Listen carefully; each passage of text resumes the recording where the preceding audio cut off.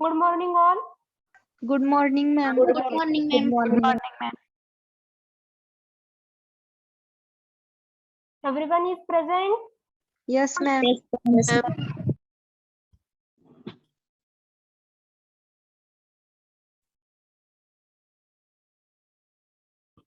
To know the titration curve, you should know the acid-base titration and also acid-base theory. So, before we start our next bit, that is the titration curve, your concept is clear regarding acid-base titration. So, in earlier lecture, we are already learned about acid-base titration basic principle and their equation. So, next, in the acid-base titration, along with the basic principle, there are three theories. So, acid-base titration theories. So, first theory is Arrhenius theory, and second is a Lowry-Bronsted theory, and third theory is a Lowry theory. So, to know the titration curve, we required only two theory, Arrhenius theory and Lowry-Bronsted theory concept. So, first is a Arrhenius theory. According to Arrhenius theory, acid is a chemical acid are the chemical substance which produce H plus ions, and base are a chemical substance which produce OH minus ions. So आतापर्यंत आपल्याला पण हा concept माहिती होता की आपण acid हे कधी म्हणतो ज्यावेळेस तो केमिकल सबस्टन्स एखाद्या सोल्युशन मध्ये डिझॉल्व्ह होऊन तो आपल्याला H प्लस आयन्स देतो, आणि बेस हे आपण बेसिक नेचर आहे किंवा तो सबस्टन्स बेसिक आहे हे आपण कधी म्हणतो ज्यावेळेस तो केमिकल सबस्टन्स एखाद्या सोल्युशन मध्ये डिसोसिएट होऊन आपल्याला OH मायनस आयन देतो. सो आरएनएस थेरी पण हेच सांगते की acid means such a chemical substance which gives H plus ion and base are those chemical substance which gives OH minus ions in the solution. So according to RNS theory, acid base concept, are you clear? Yes, ma'am. Yes, ma'am. Yes, Okay. ma'am. After that, next theory is a Lowry-Bronsted theory. So according to Lowry-Bronsted theory, acids are those chemical substance which donate H plus ions. So आतापर्यंत आपण काय म्हणत होतो की ऍसिडला आपण कसे define करत होतो की ऍसिड असे सबस्टन्स आहेत केमिकल सबस्टन्स की जे H प्लस आयन्स देतात, आणि बेस असे सबस्टन्स आहेत की जे OH मायनस आयन्स त्या सोल्युशन मध्ये प्रोड्यूस करतात.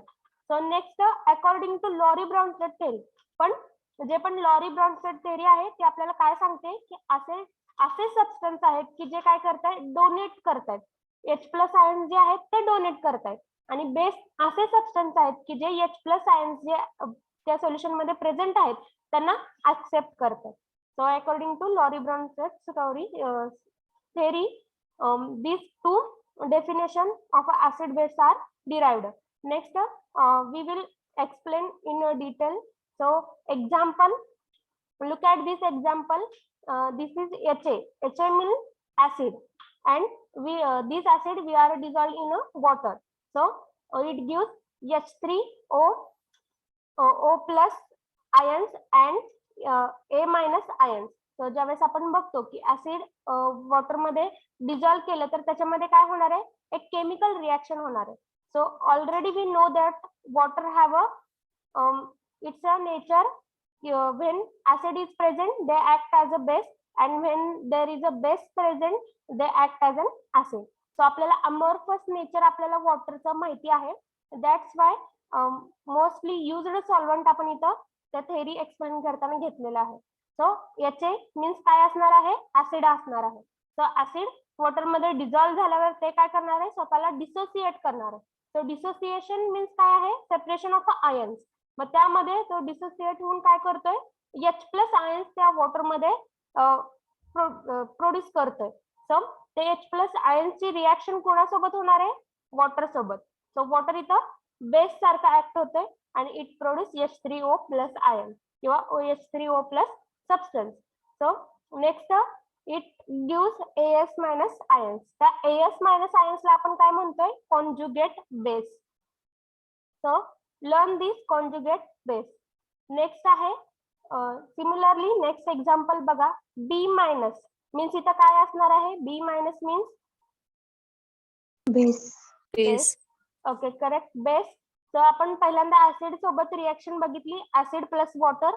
आणि आता आपल्याला काय बघायचंय, ज्यावेळेस आपण केमिकल बेसिक नेचरचा आपण केमिकल सबस्टन्स घेतो त्याची वॉटर सोबत काय रिएक्शन असेल.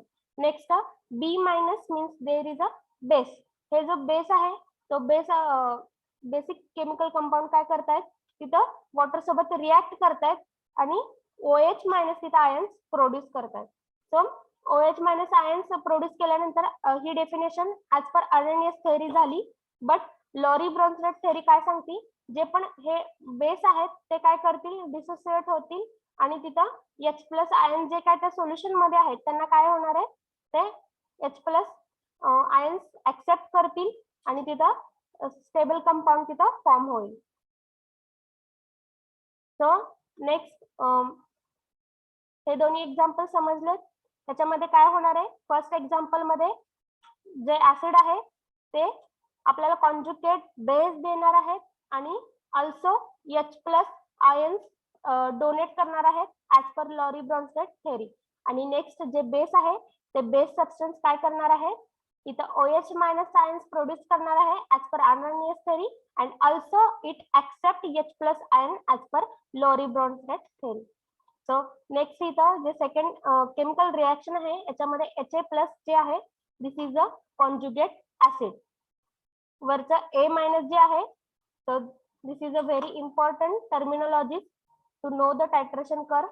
A minus इथं काय असणार आहे, conjugate base and Ha plus काय असणार आहे, conjugate acid. So याच्यामध्ये एक ट्रिक आहे, आपल्याला लक्षात ठेवायचे आहे की जेव्हा पण आपण कॉन्जुगेट बेस आणि कॉन्जुगेट ऍसिड ह्याबद्दल बोलतो त्यावेळेस कॉन्जुगेट जो बेस प्रोड्यूस झालाय तर तो कॉन्जुगेट बेस जर प्रोड्यूस झाला असेल तर डेफिनेटली इथं जे ऍसिड असणार आहे ते ऍसिड कसं असेल, स्ट्रॉंग ऍसिड असेल. ओके समजते. जर कॉन्जुगेट बेस इथं जर प्रोड्यूस झाला तर इतर रिॲक्ट करणारा ऍसिड जे काय असणार आहे ते कसं असणार आहे, स्ट्रॉंग ऍसिड असणार आहे. आणि जर इथं कॉन्जुगेट ऍसिड प्रोड्यूस झालं तर इतर रिॲक्ट करणारा जो बेस असणार आहे तो कसा असणार आहे, स्ट्रॉंग बेस असणार आहे. Okay, it is clear to all. Yes, ma'am. Yes, ma'am. Okay, या दोन टर्मिनॉलॉजीज तुम्हाला इम्पॉर्टंट आहेत, conjugate base and conjugate acid. तर ज्यावेळेस पण इथं कॉन्जुगेट बेस क्रिएट होतोय त्यावेळेस डेफिनेटली हे जे ऍसिड आहे, जे रिॲक्टिंग ऍसिड आहे ते कसं असणार आहे, नेचर कसं असणार आहे, स्ट्रॉंग नेचर असणार आहे, स्ट्रॉंग ऍसिड असणार आहे. आणि इथं जर कॉन्जुगेट ऍसिड क्रिएट झालं सो Ha प्लस हे, तर डेफिनेटली हे जे बेस आहे ते कसं असणार आहे, basically in nature strong base असणार आहे. Okay. So once again, I am explaining. According to Arrhenius theory, acid are these chemical substances which produce H plus ions in the solution, and base are these chemical substances which produce OH minus ions in the solution. And next theory is Lowry Bronsted theory. This theory explains or defines acid base. So first is a definition of acid. So acid are those chemical substances which donate H plus ions in the solution, and base are those chemical substances which accept that H plus ions in the solution. So according to Arrhenius and Lowry Bronsted theory, we see the example. So example मधून आपल्याला समजलंय की जे Ha plus आहे ते acid आहे आणि acid जर water सोबत रिॲक्ट केलं तर सोल्युशन किंवा सॉल्व्हंट सोबत जर रिॲक्ट केलं तर ते आपल्याला काय देतं, ते स्वतः डिसोसिएट होतं, H प्लस आयन्स प्रोड्यूस करतं आणि डेफिनेटली वॉटर सोबत रिॲक्ट होऊन H3O प्लस आपल्याला मिळतं. आणि त्यामधून A मायनस जे रिमेनिंग राहते ते काय आहे, कॉन्जुगेट बेस आहे. अँड नेक्स्ट जे एक्झाम्पल आहे याच्यामध्ये बेस आहे तो वॉटर सोबत रिॲक्ट होत आहे आणि आपल्याला OH minus as per RNS theory पण मिळते. आणि ऑल्सो जे पण डिसोसिएशन झाल्यानंतर ना जे त्याच्यामधून H प्लस आयन तिथं क्रिएट होत आहेत ते H प्लस आयन इथं ऍक्सेप्ट केलेले आहेत. सो हे जे प्रोड्यूस झाले these are the conjugate acid. आणि एक ट्रिक सो काय लक्षात ठेवायची, कॉन्जुगेट बेस क्रिएट होत असेल तर डेफिनेटली रिॲक्टिंग ऍसिड जे आहे त्याचं नेचर कसं आहे, स्ट्रॉंग ऍसिड. आणि कॉन्जुगेट ऍसिड जर इथं क्रिएट झालं तर डेफिनेटली इथं कॉन्जुगेट सॉरी इथं जे काय बेस रिॲक्ट होत आहे ते बेस कसा आहे स्ट्रॉंग बेस आहे.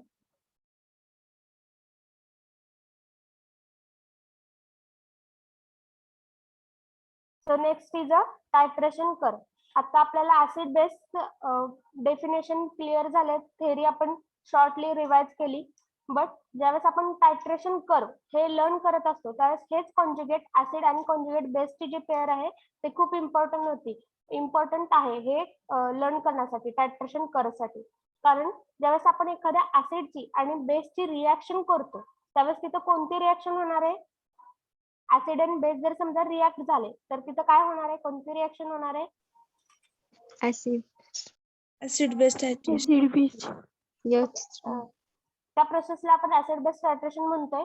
पण सिम्पली जर तुम्ही बेसिक मध्ये जर बघितलं तर जर ऍसिड आणि बेस एकमेकांना जर रिॲक्ट केले तर ते काय देणार आहेत आपल्याला, साल्ट अँड वॉटर. तर त्या रिॲक्शनला आपण काय म्हणतोय, ती रिॲक्शन कशी असेल, तर ती रिॲक्शन न्यूट्रलायझेशन रिॲक्शन असेल. तर न्यूट्रलायझेशन रिॲक्शन सगळ्यांना माहिती आहे स्टुडंट.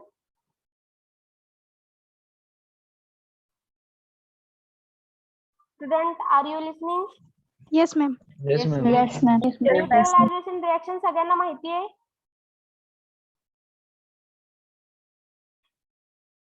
ट्वेल्थ मध्ये आपल्याला ही रिॲक्शन झाली होती. जर ऍसिड आणि बेस एकमेकांना रिॲक्ट करत असतील तर ते काय देणार आहेत आपल्याला, साल्ट अँड वॉटर. मग ह्या रिॲक्शनला तुम्ही काय म्हणता, न्यूट्रलायझेशन. न्यूट्रलायझेशन. सो न्यूट्रलायझेशन हे आपण वर्ड का यूज करतो, by we say this reaction is a neutralisation reaction.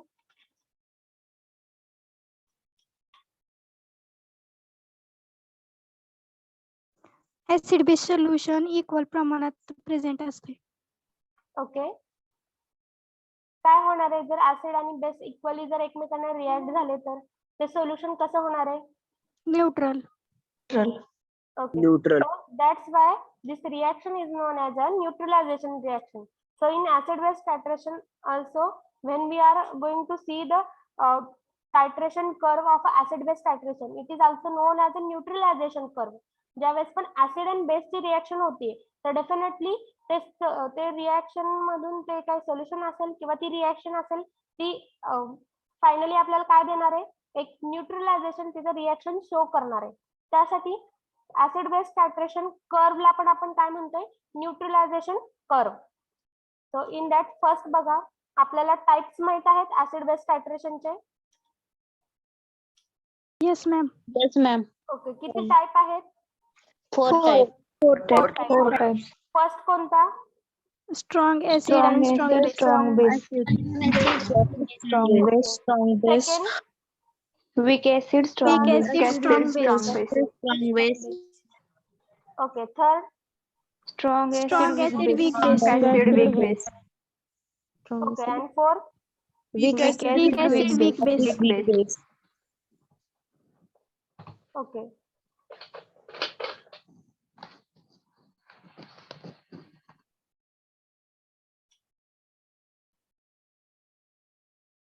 Okay, बघा सो हे टायट्रेशन कर्व आहे. सो ही इमेज बघा, फर्स्ट इमेज. सो ह्याच्यामध्ये मॅम स्क्रीन दिसत नाही. दिसत नाही ma'am. Okay, not visible. Okay okay, first titration curve बघा. या टायट्रेशन कर्व मध्ये काय सांगितलंय, स्ट्रॉंग ऍसिडची रिॲक्शन कोणासोबत होती, स्ट्रॉंग बेस सोबत. सो हे ऍसिड बेस टायट्रेशन आहे, त्यामुळे आपण ऍसिड आणि बेस हे केमिकल सबस्टन्स घेतोय. त्याच्यामध्ये पहिला जो टायट्रेशन कर्व आहे मीन्स हा टायट्रेशन कर्व कधी आपण ड्रॉ करतो, ज्यावेळेस हे टायट्रेशन इन प्रोसेस असतं. जसं आपण ब्युरेट मधून सोल्युशन त्या कोनिकल फ्लास्क मध्ये ऍड करत जातो, त्यानुसार त्या सोल्युशनचा जो पीएच आहे तो pH at a certain time आपण काय करतोय, आफ्टर सम टाइम आपण ते पीएच तिथं मेजर करतोय की पीएच किती आहे ते चेक करतोय. त्यानुसार आपण हा टायट्रेशनचा जो कर्व आहे तो तिथं प्लॉट करतो. सो इनिशियली काय असणार आहे, त्या कोनिकल फ्लास्क मध्ये आपण स्ट्रॉंग ऍसिडची रिॲक्शन स्ट्रॉंग बेस मध्ये करतो आहोत, बेस सोबत करतो आहोत. त्यामुळं इनिशियली जे पण त्या ब्युरेट मध्ये काय असणार आहे, स्ट्रॉंग बेस असणार आहे आणि कोनिकल फ्लास्क मध्ये काय असणार आहे, स्ट्रॉंग ऍसिड, मेजर केलेलं स्ट्रॉंग ऍसिड असणार आहे. मग जर ह्या ग्राफ जर तुम्ही बघितला, हा पहिला ग्राफ, तर ह्याच्यामध्ये इनिशियल लेवलला काय सांगितलेलं आहे, किती आहे तिथं पीएच किती आहे, 2 और नियर अबाउट 2 आहे इथं पीएच. सो मीन्स काय असणार आहे की जे पण स्ट्रॉंग ऍसिड आहे ते ऍज इट इज इथं तुम्हाला मेन्शन करायचं आहे ह्या टायट्रेशन मध्ये, टायट्रेशन कर्व मध्ये. नेक्स्ट, जसं आपण ब्युरेट मधलं strong base slowly drop wise त्या ऍसिडिक सोल्युशन मध्ये ऍड करू, त्यावेळेस काय होणार आहे, त्या दोन्हीमध्ये रिॲक्शन होणार आहे. मग त्या दोन्हीमध्ये रिॲक्शन झाल्यानंतर जे पण स्ट्रॉंग ऍसिड आहे त्या सोल्युशन मध्ये काय होईल, स्वतःचे H+ आयन्स प्रोड्यूस करतील आणि स्ट्रॉंग जे बेस आहेत ते काय करणार आहेत, OH- आयन्स प्रोड्यूस करणार आहेत. आणि हे H+ आयन्स आणि OH- आयन्स एकमेकांना रिॲक्ट करतील आणि तिथे न्यूट्रलायझेशन रिॲक्शन शो करतील. So they produce salt and water.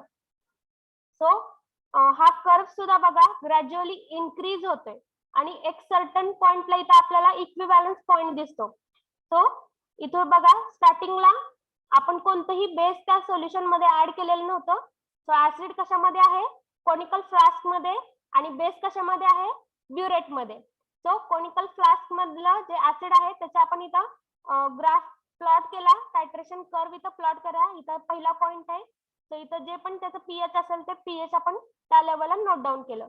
Nextly आपण slowly drop wise strong acid त्या ब्युरेट मधून कोनिकल फ्लास्क मध्ये ऍड केलं, तर डेफिनेटली ते सोल्युशन कसं होत जाणार आहे, त्याचा पीएच काय होणार आहे, चेंज होणार आहे. सो पीएच चेंज झाल्यानंतर त्याच्यामध्ये बेसिकची क्वांटिटी आता स्लोली इन्क्रीज होते. त्यामुळे हा ग्राफ कसा चाललाय, इकडून असा. आणि नेक्स्ट अशी एक स्टेप येणार आहे, अशी एक फेज येणार आहे की त्या सोल्युशन मध्ये equal number of H+ ions असतील आणि equal number of OH- ions असतील आणि ते एकमेकांना रिॲक्ट करून न्यूट्रलायझेशन रिॲक्शन शो करते. त्यानंतर हे न्यूट्रलायझेशन रिॲक्शन कंप्लीट झाल्यानंतर त्या सोल्युशनचा पीएच कसा असणार आहे, त्या सोल्युशनचा पीएच कसा असणार आहे, न्यूट्रल असणार आहे. Equal number of H+ ions react with equal number of OH- ions. त्यामुळे तिथे आपल्याला न्यूट्रलायझेशन रिॲक्शन शो होती. त्यावेळेस जर तुम्ही पीएच चेक केला तर डेफिनेटली तो पीएच आपल्याला 7 हा ऑब्झर्व होणार आहे. 7 का ऑब्झर्व होते, कारण strong acid react with strong base, कारण दोघांची पण डिसोसिएशन कॅपॅसिटी किती आहे, म्हणजे कम्प्लिटली डिसोसिएट होते. त्यामुळे जेवढे H+ आयन्स आहेत तेवढे OH- आयन्स काय होतील, त्याच्यासोबत रिॲक्ट होतील आणि आपल्याला इथं पीएच जो आहे इक्विव्हॅलन्स पॉइंट आपल्याला कुठे मिळणार आहे, 7 ला मिळणार आहे. त्यानंतर परत आपण अजून काय केलंय, ऍड केलंय, बेस ऍड करत चाललोय स्लोली. अजून न्यूट्रल जरी झालं solution, still we are going to add base from the burette to conical into conical flask. Still आपण ती प्रोसेस कंटिन्यू केली. त्यानंतर ग्राफ कसा आहे, ग्राफ अपर डायरेक्शन मध्ये आहे. It indicates that basic nature of that solution is increases. Means ज्यावेळेस इथे न्यूट्रल पॉइंट आला तर त्या न्यूट्रल पॉइंटला आपण काय म्हणलं, जेवढे H+ आयन्स होते तेवढे OH- आयन्स सोबत रिॲक्ट झाले, त्यामुळे न्यूट्रल रिॲक्शन झाली. त्यानंतर आपण परत अजून बेस त्याच्यामध्ये ऍड केल्यानंतर ना त्या सोल्युशनचं बेसिक नेचर कसं होणार आहे, आता वाढणार आहे.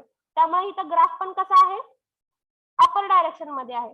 त्यानंतर एक असा स्पेसिफिक पॉइंट येईल की त्याच्यानंतर ना हा ग्राफ अपर डायरेक्शन मध्ये शो व्हायचा किंवा त्यामधली केमिकल रिॲक्शन शो व्हायचं स्टॉप करेल.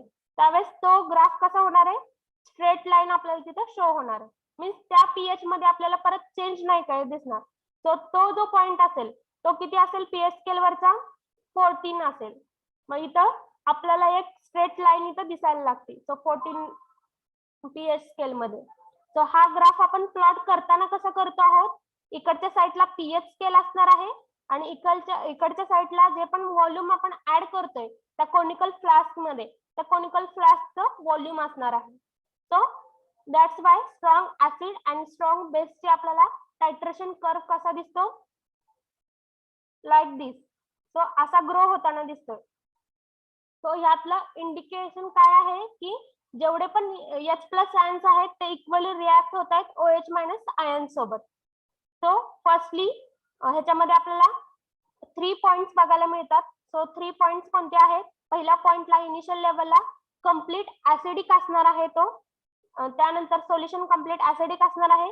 आफ्टर दॅट बेस आपण जसं ऍड करत जाऊ तसा त्याचं बेसिक नेचर इन्क्रीज होणार आहे आणि 7 pH ला आपल्याला काय दिसणार आहे, न्यूट्रलायझेशन रिॲक्शन शो होणार आहे.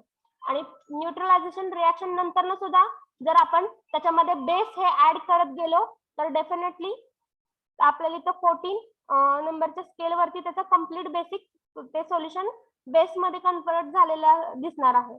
सो सोल्युशनचा पीएच किती असणार आहे, 14 असणार आहे. सो स्ट्रॉंग ऍसिड आणि स्ट्रॉंग बेस आहेत त्यामुळे ते एकमेकांना कम्प्लिटली रिॲक्ट होणार आहे. सो नेक्स्ट बघा, नेक्स्ट जे आहे ह्यामध्ये हे रिमेंबर करा की 7 ला इक्विव्हॅलन्स पॉइंट आपल्याला इथे शो झालेला आहे. इक्विव्हॅलन्स पॉइंट म्हणजे जेवढे H+ आयन्स आहेत तेवढे OH- आयन सोबत रिॲक्ट होणार आहेत. नेक्स्ट जी टायट्रेशन कर्व आहे त्याच्यामध्ये आपण वीक ऍसिड घेतले and okay wait for a minute. So next type कोणता, weak acid and strong base. So हे बघा weak acid and strong base हे जर आपण सेकंड टाइपची जर रिॲक्शन केली तर त्यामध्ये आपण ऍसिड घेताना कोणतं घेतलेलं आहे, वीक ऍसिड घेतलंय. Okay wait for a minute.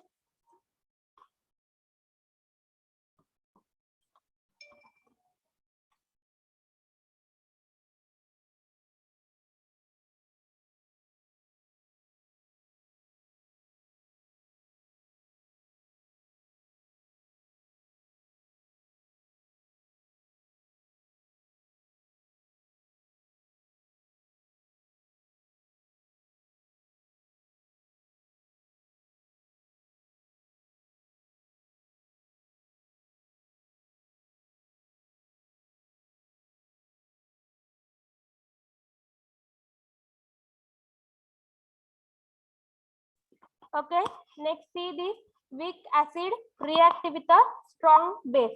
So weak acid ची dissociation capacity किती असणार आहे, कशी असणार आहे, कम्प्लिटली डिझॉल्व्ह होणार आहे का त्या सोल्युशन मध्ये? नो. No. ओके ते काय होणार आहे, पार्शली तिथं डिसोसिएट होणार आहे.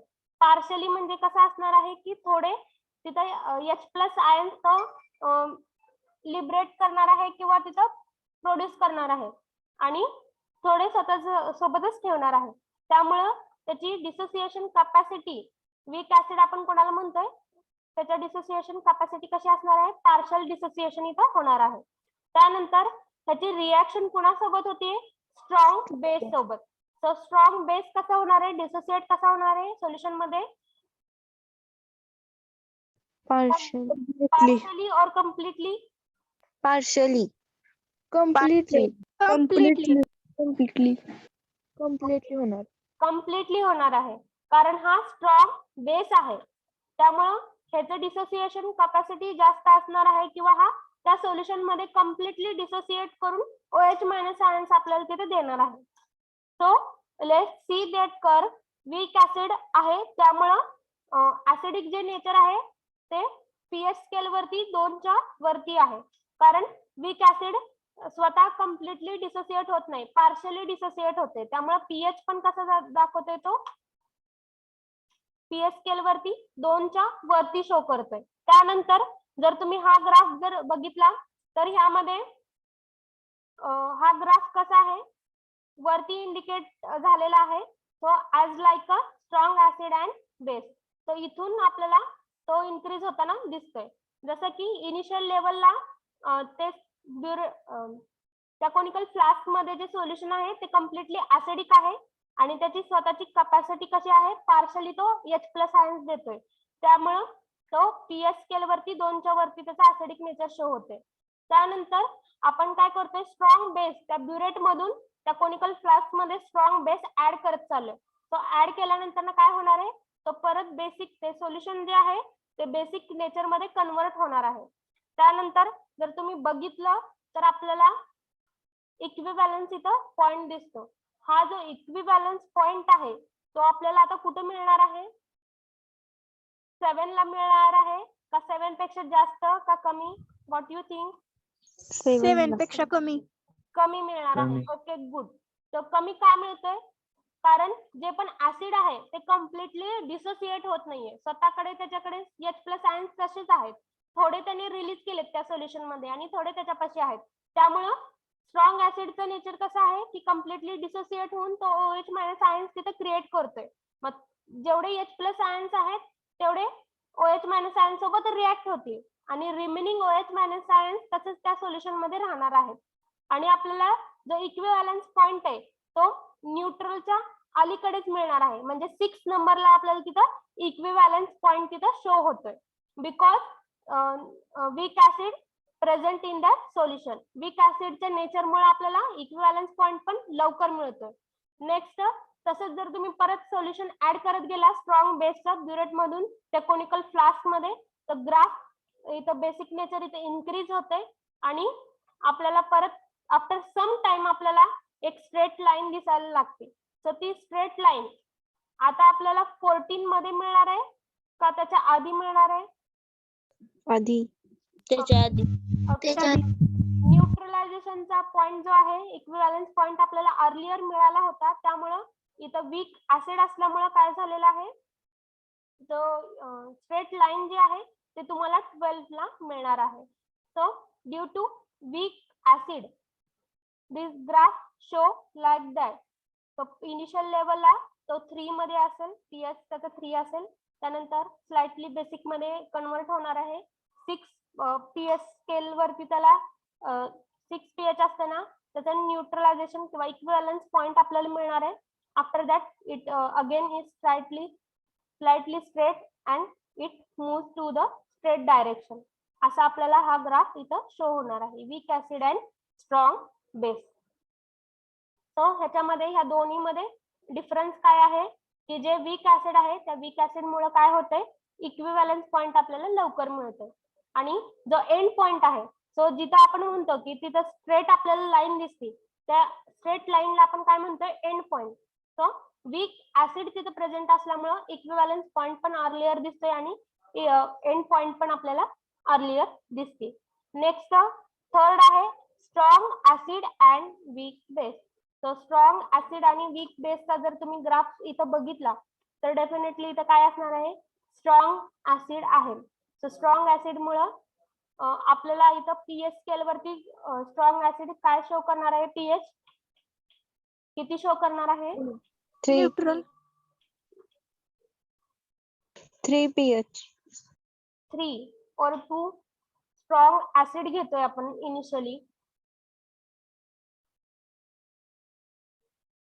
इथं जर तुम्ही बघितलं तर स्ट्रॉंग ऍसिड हे 2 चे इथं आहे.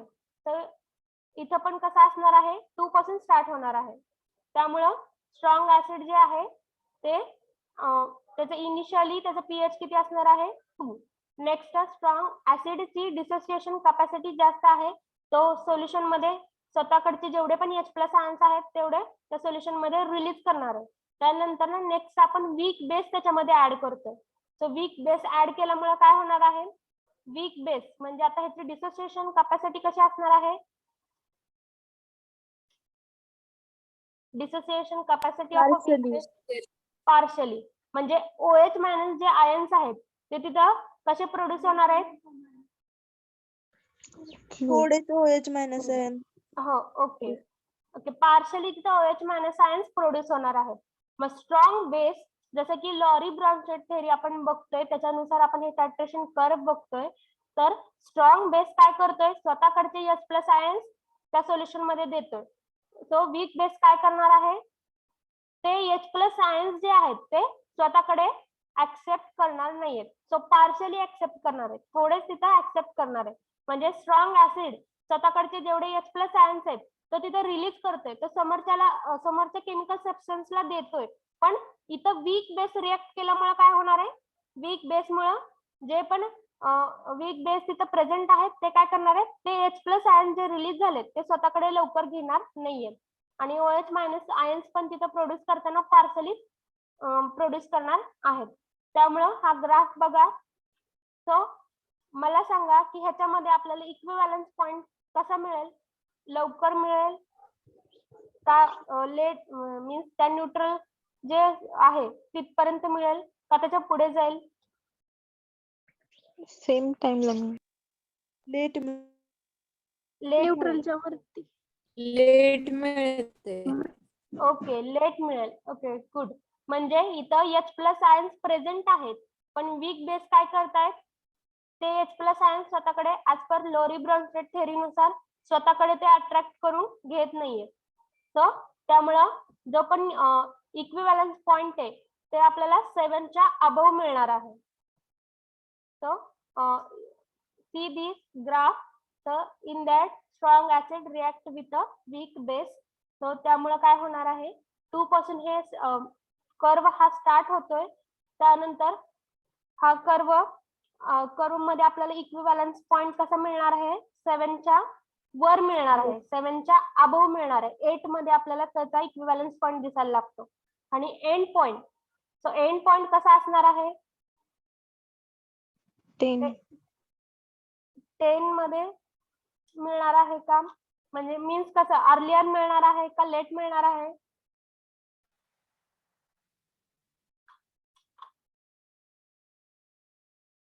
कसा मिळणार आहे, जर वीक बेस जर रिॲक्ट करत असेल तर एंड पॉइंट आपल्याला कसं मिळणार आहे, लेट. लेट मिळणार आहे. ओके, इथं इक्विव्हॅलन्स पॉइंट पण आपल्याला कसा मिळाला होता, लेट मिळाला होता. त्यामुळं एंड पॉइंट पण आपल्याला लेट मिळत आहे. त्यानंतर नेक्स्ट लास्ट बघा, weak acid and weak base. आता इथं दोघं पण कसे आहेत, वीक आहेत. तो वीक असल्यामुळं इथं आपल्याला इक्विव्हॅलन्स पॉइंट कसा मिळणार आहे, अर्लियर. आणि end point let. Earlier. Okay, so त्यामुळे इथं वीक ऍसिड असल्यामुळं हे पण काय करणार आहे, स्वतःकडचे H प्लस आयन्स लवकर देणार नाहीयेत.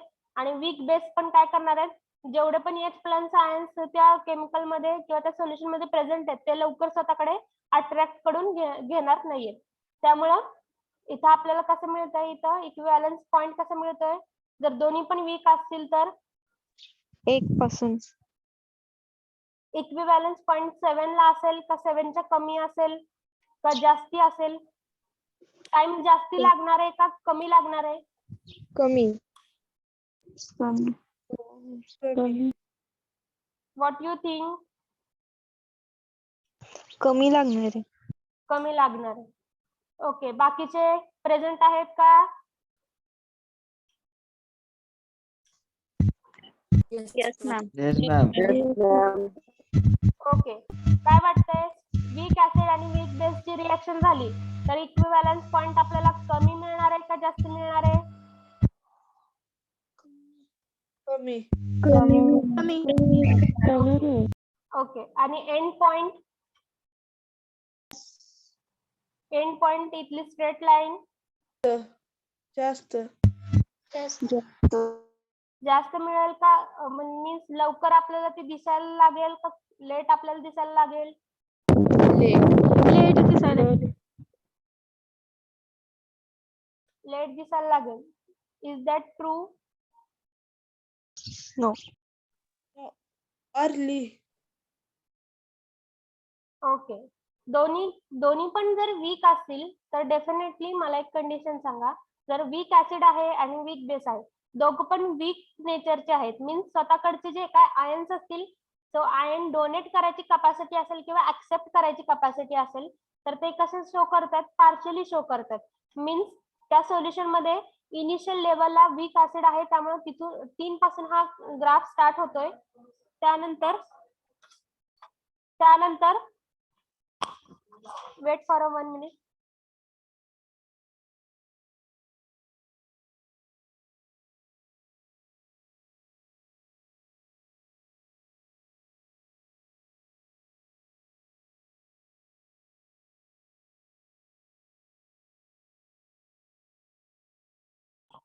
ओके. नेक्स्ट बघा, वीक ऍसिड आहे त्यामुळं हा ग्राफ कुठून स्टार्ट होणार आहे? 3 पासून स्टार्ट होते. त्यानंतर स्वतःकडे त्याचे आयन्स जे आहेत ते स्वतः लवकर आयन्स त्या सोल्युशन मध्ये देत नाही, तो पार्शली तिथं डोनेट करतोय. त्यामुळं आणि नेक्स्ट त्याच्यासोबत रिॲक्टिंग करणारा पण जे पण सबस्टन्स आहे त्याचा पण नेचर कसा आहे? वीक आहे. मीन्स तो पण स्वतः लवकर ते H+ आयन्स स्वतःकडे घेत नाही. त्यामुळे इथं काय होणार आहे? ते जो इक्विव्हॅलन्स पॉइंट आहे तो इक्विव्हॅलन्स पॉइंट आपल्याला कसा शो होणार आहे? लेट शो होणार आहे. सो इक्विव्हॅलन्स पॉइंट पण लेट शो होत असेल तर डेफिनेटली एंड पॉइंट पण आपल्याला कसं मिळणार आहे? लेट मिळणार आहे. तर हे समजलं सगळ्यांना? 4 titration curve, 4 type of a titration curve. त्याच्यामध्ये लक्षात ठेवण्यासारखं काय आहे की जर तुम्हाला स्ट्रॉंग ऍसिड स्ट्रॉंग बेसची जर डेफिनेशन क्लिअर असेल तर डेफिनेटली हे टायट्रेशन कर्व इझिली तुम्हाला अंडरस्टूड होतील. स्ट्रॉंग नेचर म्हणजे काय? त्याची डिसोसिएशन कॅपॅसिटी पण चांगली आहे. कम्प्लिटली तो डिसोसिएट होते. जर कम्प्लिटली डिसोसिएट होत असेल तर डेफिनेटली इथं काय होणार आहे? इक्विव्हॅलन्स पॉइंट 7 ला आपल्याला दिसणार आहे आणि एंड पॉइंट आपल्याला 14 ला दिसणार आहे. त्यानंतर सेकंड मध्ये जर तुम्ही बघितलं की वीक ऍसिड आणि स्ट्रॉंग बेस आहे, म्हणजे एकाची कॅपॅसिटी वीक ऍसिड असल्यामुळे तो काय करतोय? स्वतःकडचे H+ आयन्स लवकर देत नाहीये. आणि स्ट्रॉंग बेस आहे त्यामुळं तो काय करतोय? पटकन तिथं ऍक्सेप्ट करतोय. त्यामुळं एकाचं नेचर वीक असल्यामुळं तिथं काय होणार आहे? आपल्याला इक्विव्हॅलन्स पॉइंट कसा मिळणार आहे? पार्शली. ओके, पार्शली आपल्याला ते वीक ऍसिड काय करते? नेचर शो करते. पण इक्विव्हॅलन्स 7 च्या अबव असेल का बिलो असेल? Above. No student, below. Below असणार आहे. कारण त्यांनी H+ आयन्स जे आहेत ते सगळेचे सगळे रिलीज नाही केलेले, पार्शली रिलीज केले. त्यामुळे आपल्याला इक्विव्हॅलन्स जो पॉइंट आहे तो 7 च्या बिलो मिळणार आहे. त्यामुळे पार्शली OH- सोबत आयन सोबत रिॲक्शन होणार आहे किंवा बेस जो आहे तो पार्शली फक्त H+ आयन स्वतःकडे ओढून घेतोय. त्यामुळे आपल्याला ही रिॲक्शन फास्ट होताना दिसते. त्यामुळे इथं आपल्याला इक्विव्हॅलन्स पॉइंट जो आहे तो 7 च्या बिलो मिळणार आहे. त्यानंतर एंड पॉइंट जो आहे तो एंड पॉइंट पण आपल्याला कसा मिळणार आहे? अर्लियर आपल्याला एंड पॉइंट मिळायला लागतो. सो 7 पासून जर पुढे परत तुम्ही बेस ऍड करत गेला तर 14 पर्यंत आपल्याला तो मिळणार नाही. 14 च्या अलीकडेच आपल्याला एंड पॉइंट दिसायला लागतो. नेक्स्ट जर तुम्ही बघितलं स्ट्रॉंग ऍसिड आहे आणि वीक बेस आहे तर कसं होणार आहे? स्ट्रॉंग ऍसिड मुळे ह्याची कॅपॅसिटी डिसोसिएशन कॅपॅसिटी चांगली असणार आहे. सो डिसोसिएट हे कसं होणार आहे? लवकर डिसोसिएट होणार आहे त्या सोल्युशन मध्ये. स्वतःकडे सगळे H+ आयन्स तो देऊन टाकणार आहे. पण बेस काय आहे? बेस वीक असल्यामुळं तो काय करतोय? ऍज पर लोरी ब्रॉन्स्टेड थेरी वीक बेस असल्यामुळं जरी समोरच्यानी दिले तरी तो स्वतःकडे जास्ती ऍक्सेप्ट नाही करत आहे. त्यामुळे इथं आपल्याला हा इक्विव्हॅलन्स पॉइंट आपल्याला कसा मिळतोय? 7 च्या अबोव. 7 च्या अबव, करेक्ट. त्यामुळं एंड पॉइंट पण आपल्याला कसा मिळतोय? अबाव. लेट. लेट. ओके. आणि नेक्स्ट इथं वीक ऍसिड आणि वीक बेस आहे तर काय होणार आहे? दोन्ही पण वीक आहे तर आपल्याला सगळं कसं मिळणार आहे? लेट. लेट मिळणार आहे. वीक ऍसिड पण स्वतःकडचे H+ आयन सोडत नाहीये आणि वीक बेस पण स्वतः जेवढे पण रिलीज झाले ते H+ आयन्स ते स्वतःकडे लवकर ऍक्सेप्ट करत नाही. त्यामुळे हे सगळं आपल्याला इक्विव्हॅलन्स पॉइंट आणि एंड पॉइंट आपल्याला लेट भेटणार आहे. Okay, wait for 2 minute.